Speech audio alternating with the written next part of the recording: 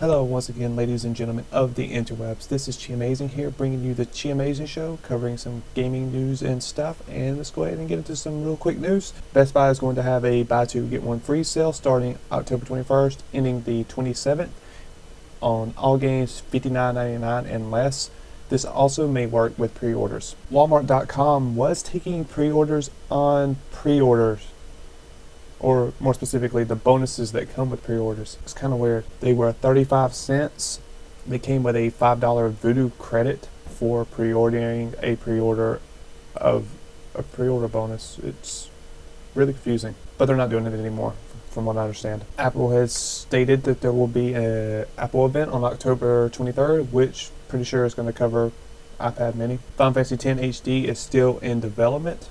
It's been a while since we heard anything about that game. Mass Effect 3 Groundside Weapons Pack DLC has hit. It's going to be $1.99 or 160 Microsoft points, and it comes with 7 new weapons. I think one of them is like a harpoon. DotEmu has a $10 Sega bundle that includes 40 downloadable games ranging from Genesis to Master System classics. It's got like all the Sonic games, Golden Axe, a bunch of others. Definitely worth checking out, because this is probably the best Sega bundle. We got some screens from the DayZ standalone that show a house that hasn't really been hit by the zombie plague going on. It was pretty cool though. It's pretty.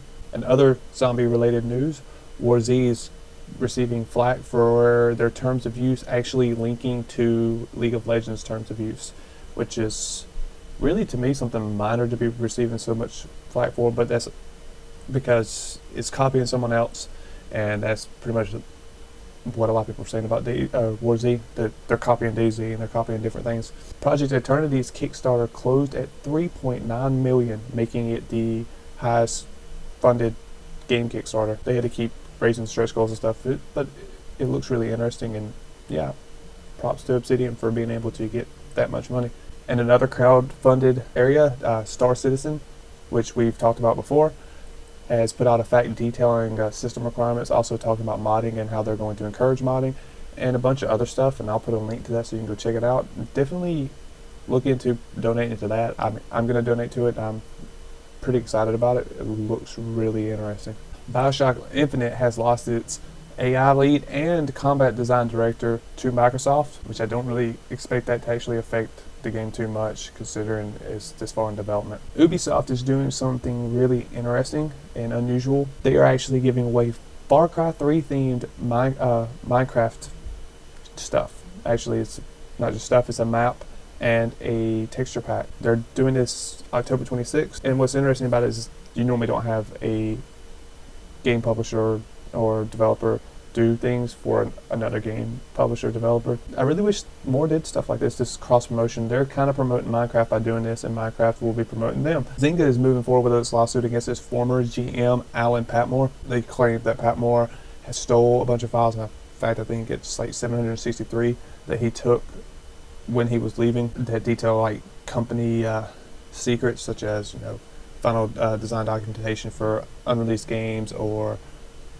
generally company guidelines, stuff like all kinds of stuff. They're pretty insistent on suing him. Diablo 3 patch 1.05 is live, adds to the monster power system. We got reports of the next Skyrim DLC being called Dragonborn. Also reports that it's going to add new armor, let you go to Morrowind locations, and even let you have dragon mounts. And if that's the case, that's actually pretty awesome. There was also hints in the files that were used to find all this out that Bethesda might have figured out how to correct the PS3 downguard issue, so hopefully the PS3 version of Skyrim will be getting all the DLC pretty soon. Foxconn, which is the largest contract-based electronics manufacturer, and they're also the people who manufactured iPhone and Wii U. They've been in the news a lot. There were strikes and all kinds of stuff going on over there.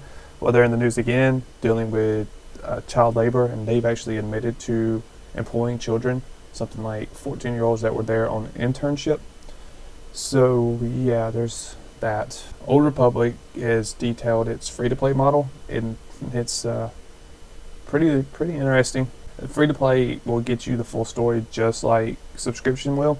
When it comes to operations, you'll need a weekly pass to unlock. And weekly pass means you are going to have to buy it every week. You can do 3 war zones per week and unlimited with a weekly pass. You'll get full rewards from 3 flashpoints a week, and a weekly pass will give you 4 rewards for more. You'll get 3 space missions per week, and you can get more with a weekly pass.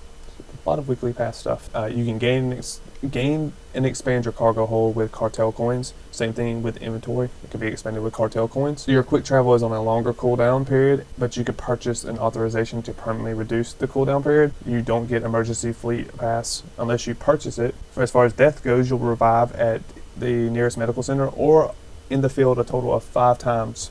You can buy additional field revives with cartel coins. Login, you get the standard login, no priority status in the queue, and you cannot equip most purples without a license which is purchased from the cartel market. Also, they have a preferred status for you making a purchase will unlock access to the following features: the ability to run faster, which is the sprint ability at level 1. You'll get cargo hold access and higher login queue priority, and increased access to chat and secure trading. With subscription, you obviously get full access to everything. You can also, if you want to, use cartel coins to increase your bank and your inventory space. And it's actually a lot more limited than I expected it to be. Like, I expected some character creation limitation and a few of those. I didn't really expect the death limit, the 5 on-field thing. I also didn't expect the war zones and flashpoints limit. Maybe the ops limit, I could see that, but not the war zones and flashpoints. Didn't expect that. Obviously expected item equipping, because they don't really they want you to pay for a subscription, but or either that or I constantly pay out $1 or $2. But I'm curious as to what you guys think about Old Republic free-to-play and how they're doing it. So let me know what you guys think in the comments below. I'm still kind of iffy about it myself. And the last thing I want to talk about is IGN. News Corp, which the group that owns IGN, is actually trying to sell IGN. They're attempting to auction it off in an effort to spin off their publishing and journalism assets from their media and entertainment assets. They actually, when they bought IGN back in like 2006, they paid $650 million, and it's being reported that they're trying to sell IGN now for like a $100 million. I don't necessarily attribute that to IGN devaluing. I attribute that to News Corp being pretty bad at buying stuff. I mean, they paid like a ridiculous amount of money for MySpace, and you see where MySpace is now. But yes, the IGN is going to be up for auction, and wondering how that's going to affect IGN and the game industry as a whole, or game journalism industry as a whole, because a lot of sites actually get their keys from IGN, and they're pretty much smaller clones of IGN. So let me know what you think about that too. That's pretty much all I have. You can click the annotations above to check out other news videos, and also to subscribe. You can click this annotation somewhere in this area to check out our Let's Play Minecraft, which finally is back. Hooray! And I will see you guys Friday.